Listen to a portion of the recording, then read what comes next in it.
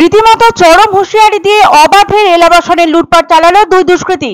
বুধবার ভোর রাতে আসানসোল দক্ষিণ থানার অন্তর্গত দোমোহনের রেল কলোনিতে হয়েছে এই ঘটনাটি। নিজের গ্রামের বাড়িতে গিয়েছিলেন রেলকর্মী ভূপেন্দ্র কুমার সিং। বাড়িতে ছিলেন তার স্ত্রী শ্বেতা সিং ও তার দুই পুত্র সন্তান। রেল আবাসনের মূল দরজার তালা ভেঙে এবং আলমারির তালা ভেঙে অবাধে লুটপাট চালায় তারা। শ্বেতা সিং বলেন, আওয়াজ শুনে উঠে পড়তেই চরম হুঁশিয়ারি দেখিয়ে তাদের শুয়ে থাকতে বলে দুষ্কৃতীরা। তারপর আলমারি ভেঙে সোনা ও রূপোর গয়না ও নগদ টাকা মিলিয়ে প্রায় 10 লক্ষ টাকার সম্পত্তি নিয়ে তারা চম্পট দেয়। রেলকর্মীর স্ত্রীর দাবি, দুই সন্তানের ক্ষতি সাধন করার হুঁশিয়ারি দিয়ে দেদারে লুটপাট চালিয়েছে দুই দুষ্কৃতী। ভোর রাতে এমন ঘটনায় ভীতি ছড়িয়ে পড়ে আসানসোল দক্ষিণ থানা এলাকার দোমোহনী রেল কলোনিতে। দরজা ভেঙে বাড়ির ভেতরে ঢুকেছিল ওই দুই যুবক। ফলে এলাকার নিরাপত্তায় পুলিশ ও আরপিএফ এর ভূমিকা নিয়ে প্রশ্ন উঠেছে। পূর্ব রেলের আসানসোল রেলওয়ে ডিভিশনের পয়েন্টম্যান ভূপেন্দ্র কুমার সিং আসানসোলের দোমোহনী রেল কলোনির স্লিপ গ্রাউন্ডের কাছের আবাসনে পরিবার নিয়ে থাকেন তিনি। অতি সম্প্রতি ব্যক্তিগত কিছু কাজে তাকে পৈতৃক বাড়িতে যেতে হয়। মঙ্গলবার রাতে দুই সন্তানকে নিয়ে আবাসনে একাই ছিলেন রেলকর্মী স্ত্রী শ্বেতা সিং। ভোর রাত 3:30 নাগাদ দরজা ভাঙার শব্দে ঘুম ভেঙে যায় তার।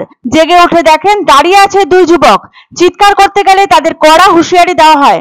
তারপর আলমারিতে রাখা সমস্ত মূল্যবান জিনিস ও নগদ টাকা লুট করে 15 মিনিটের মধ্যে তারা পালিয়ে যায়। এরপরই প্রতিবেশীদের ডাকেন শ্বেতা। পুলিশ ও প্রশাসনের ওপর ক্ষোভ উগরে দেন রেল কলোনির বাসিন্দারা। তাদের অভিযোগ, রেল আবাসনে আরপিএফ এর নিয়মিত টহল দেওয়ার নিয়ম রয়েছে। রেলের আবাসনের নিরাপত্তা সুনিশ্চিত করাই তাদের দায়িত্ব, কিন্তু তা করা হচ্ছে না। এর জেরে কোথাও না কোথাও এমন ঘটনা প্রায়শই ঘটে চলেছে। আরপিএফ এর ভূমিকা নিয়ে প্রশ্ন তোলেন শ্বেতা সিংহ। তিনি বলেন, তার স্বামী বাড়িতে নেই। এমন অবস্থায় ভোর রাত 3:30টার সময় দুই যুবক তার আবাসনে ঢুকে পড়ে। তিনি বাধা দেওয়ার চেষ্টাও করেছিলেন, তবে নিজের সন্তানদের মুখ চেয়ে চুপ করেছিলেন তিনি। খবর পেয়ে ঘটনাস্থলে যায় রেলওয়ে প্রোটেকশন ফোর্স বা আরপিএফ ও আসানসোল দক্ষিণ থানার পুলিশ। পুলিশ জানায়, রেল কর্মীর পরিবারের তরফে এই ঘটনা নিয়ে অভিযোগ দায়ের করা হয়েছে। তার ভিত্তিতেই তদন্ত শুরু হয়েছে। রেলকর্মীর অনুপস্থিতিতে মাত্র 15 মিনিটের মধ্যে তার আবাসন থেকে 10 লক্ষাধিক টাকার সম্পত্তি লুট করে নিয়ে যায় দুই দুষ্কৃতী। আবাসনে আবাসিক থাকা সত্ত্বেও যে ওই দুই দুষ্কৃতী দরজা ভেঙে ভেতরে ঢুকে লুটপাট চালালো, তাতে পুলিশ ও আরপিএফ এর ভূমিকা নিয়ে প্রশ্নের অবকাশ থেকেই যাচ্ছে রেল কলোনির বাসিন্দাদের মধ্যে। ঘটনার জেরে ভীষণই উদ্বিগ্ন হয়ে রয়েছেন রেলকর্মীর স্ত্রী শ্বেতা সিং। অত রাতে ওই দুই অজ্ঞাত পরিচয় যুবককে দেখে স্বাভাবিকভাবেই আঁতকে উঠেছিলেন তিনি।